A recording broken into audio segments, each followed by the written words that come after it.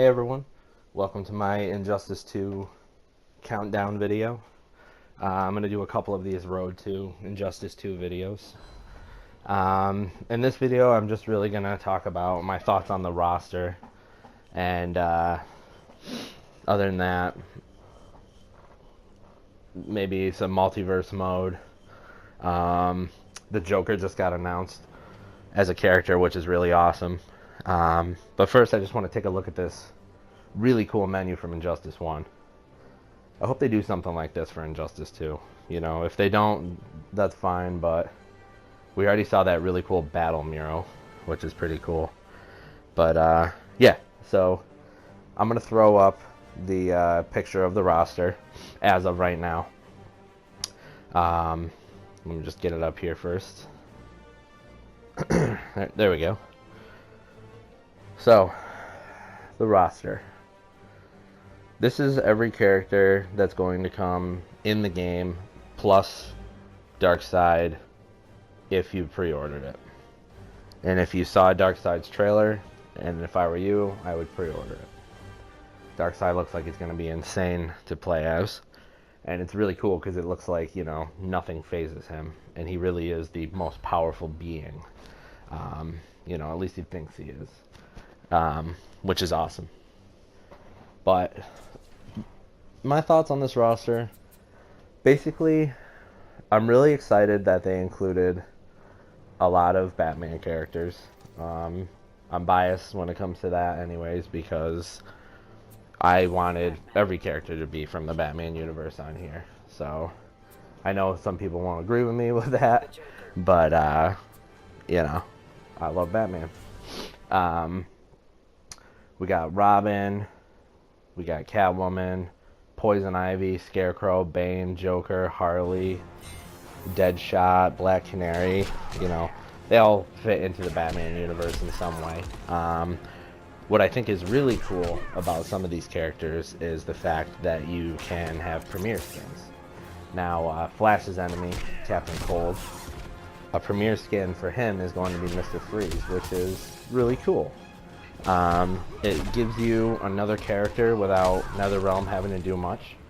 And I'm not sure if this is true. I feel like I read this somewhere, but they're actually going to be voiced by other people too, the premier skins. So you'll actually feel like you're playing another character, even though the moves are very similar. For Captain Cold and Mr. Freeze, that's pretty much fine because they pretty much have the same powers, just different stories. Another one I'm pretty excited about is Dr. Fate. Not many people really know about him. I think it's going to be really cool to see what he can do. Another thing I think is cool is that when you study, you know, the trailers and you look at the characters that are, you know, on the screen and the moves they're doing, you can kind of tell where they came up with the idea of these characters from past Mortal Kombat characters. You know, some of the Swamp Thing gameplay that I was watching, it looked like he was doing a mixture of Devora and what's the Rock guy's name? Oh my god, the guy who can make either way, you know who I'm talking about.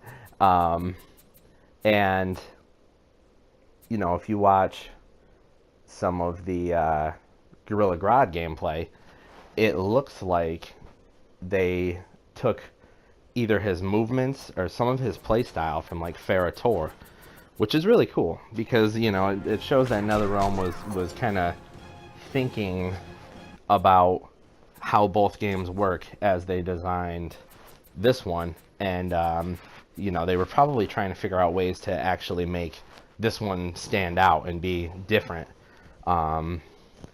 And you know, I think that's really cool. Another character that I'm pretty excited to see in here is Blue Beetle, because he's another character that, you know, maybe not too many people know about, and it's going to be interesting to see, you know, how he fits into the storyline, and you know, it's really cool. I can't wait to see him be in it. the last character I want to talk about is Scarecrow. Scarecrow seems very interesting. I don't know what's going to happen with him. He plays a lot, and he looks like he plays a lot like Scorpion, which is pretty cool. You know, he's kind of got like a pull attack. He's got like a duplicate attack where he creates two of himself and they hold you. And I think that's pretty cool. His design, I really like.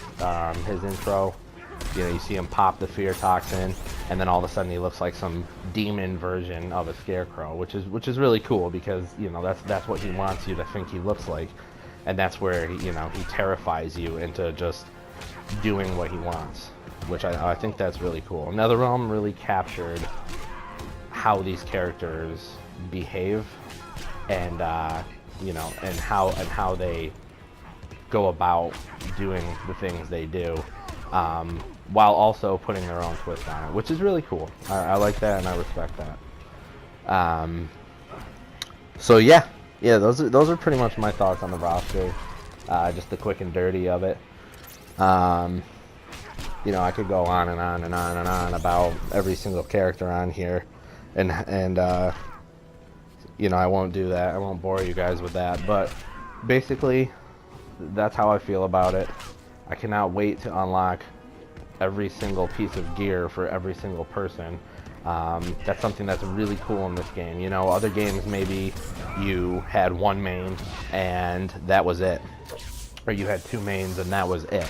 In this game, with the way the gear works, you know, you can have certain gear that gives you certain buffs, or just like in, you know, a lot of action RPGs or a lot of RPGs nowadays, you can have set pieces where, say, Batman has, like, you know, the Titan gauntlets and the Titan helmet and the Titan chest piece. If you wear all of them, they do an extra buff, which is really cool. I like that. And I'm gonna want to get every single person's set pieces, and I hope there's multiple of them. But yeah, let's move on. I'm gonna throw up a picture that I got off the internet of the new multiverse mode. Let me just grab it here. There we go. So, this is a picture I got off the internet, and this is the multiverse mode. I think it's gonna be really cool. Basically, it's like the Living Towers in Mortal Kombat, and if you don't know what that is, I'll explain now. Okay, so every single week, I'm guessing it's a week, you know, some of them could be daily, you're going to log into Injustice, and on the menu there's going to be the multiverse mode, and when you select that, you're going to see different universes, because in the DC universe there's infinite universes that, you know, they created them to basically, it's a long story, but they created them a long time ago to patch up some of the bad, you know, the mistakes that certain writers made and the stuff that people didn't want to deal with anymore. They just created different universes to kind of seal those stories. It's a long story. It's a disaster, but, you know, it kind of works. So basically, these multiverses are going to be different universes of our Earth. And you can see that one's called The Rage, then there's one called Blown Away, Bad Odds, and basically you're going to have a set of battles on each of these universes, and the battles may have certain conditions, like certain objectives that you have to meet during the battles in order to complete them, and you're going to get rewards when you complete them. And the cool thing about it is, since there's multiple universes, or infinite universes, basically what's going to happen is every week they're going to reset into a different universe. So you're going to be able to visit all kinds of universes and deal with all kinds of weird versions of, you know, the Joker, or weird versions of any of the roster. Who knows, NetherRealm might throw some surprises in there and we might fight people that aren't even on the roster. I think that'd be really cool, you know, seeing someone that you didn't even think you were going to see in this game. You know, and I think that's really cool. And I have a brief description, a very brief description of what multiverse mode is in a picture. I can throw it up here. It pretty much just says exactly what I said. There we go. So basically each multiverse contains events consisting of series of battles represented as a numbered stack. An event's difficulty is denoted by its level. Oh, that's right. You're right. So each one's going to have basically a minimum level of what you are going to need to, you know, attack it. And be able to successfully, you know, even try to complete it. Which is pretty cool because, you know, you're going to have to grind out those levels and that gear in order to defeat that suggested event, which is really cool. I like that. So yeah, multiverse mode, I think it's going to be amazing. That'll probably be, you know, for people who don't like multiplayer as much or who don't want to get their ass kicked online, you know, this is a way to make that, you know, players stick around after they beat the story, and they don't want to just, you know, grind out in a lab for hours, you know, doing one move over and over again, like, you know, I probably will. But you know, I like the fact that they include something extra, so it's not just, you know, the story mode or the single fight or the multiplayer. This multiverse mode looks like it's going to be awesome, and I can't wait for it. The last thing I just want to throw up real quick is just 2 pictures of the Joker and talk about my thoughts on the Joker because he was just announced. So, you know, and I'm starting this Road to Injustice videos kind of late to the game, but like I said, you know, I'm trying to redo my channel, focus it just on superheroes and stuff like that. So I'm gonna throw up 2 pictures of the Joker and you know, just give my thoughts, you know, how I feel about what they've done to him, or, you know, how they designed him. Let me just throw them up here real quick. Okay, so here they are. My first thoughts are they're really cool. My second first thoughts are the hair is okay. I don't really like it that much, but other than that, you know, it's cool.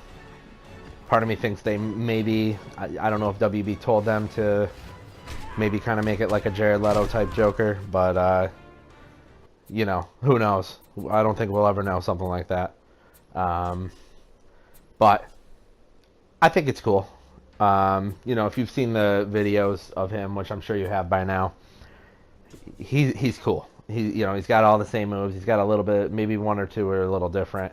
Maybe they look a little flashier, but you know, I think it's cool. And I think because of the gear system, you know, that's gonna make everyone be okay with it.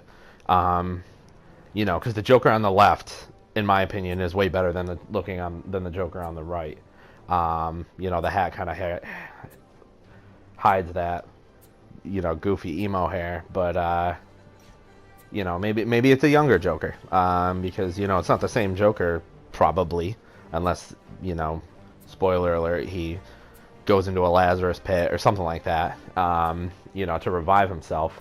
But you know, I like that noir looking Joker on the left. I think it's really cool. These pictures, by the way, were taken from the leak of the I think it was a French channel. That's why it says Le Joker on there, I'm guessing. But yeah, you know, I think it's cool, and I think the Joker, you know, is, how could he not be in the game? I mean, he's the most famous villain of all time. You know, I'll say it right now, and I'll stick by it. When you think of a villain for a superhero, you go right to the Joker, because he is the most famous villain.